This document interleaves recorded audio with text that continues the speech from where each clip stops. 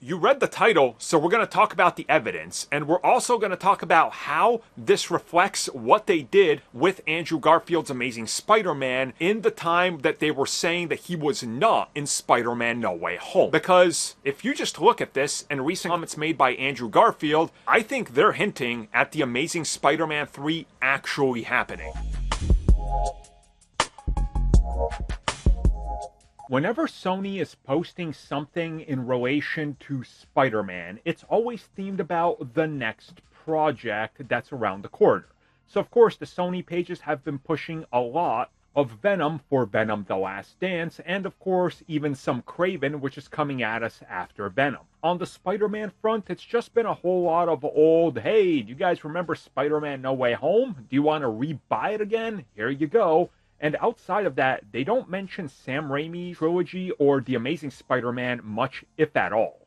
But recently, as most of you guys know, Andrew Garfield has been doing rounds of interviews, and the most recent one, which got a lot of traction, was of course the one he did with Esquire, where he was talking about how now he wants to do The Amazing Spider-Man 3 as long as they can convince him that they're not going to meddle and that the script is actually going to be good. This obvious tone shift has had some reverb throughout the industry and the rumor mill, as people have been saying, and reports came out, that Andrew is back for a handful of films, but no info on if one of these is TASM 3.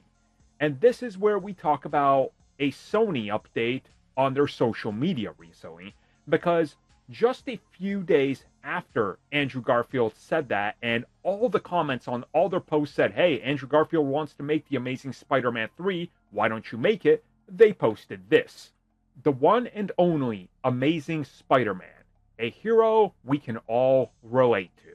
And it's that passionate clip of Andrew Garfield at Comic-Con talking about what Spider-Man means to him, how much he wants to make everybody proud, and that this is the dream job.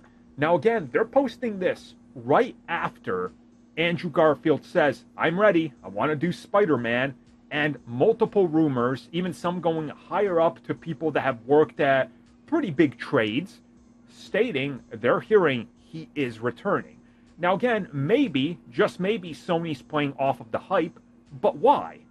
It's only going to draw more criticism and negativity, because I went and looked at that post, and all the comments are just blasting Sony in how they mishandled the Amazing Spider-Man franchise and how great Andrew was, which he was.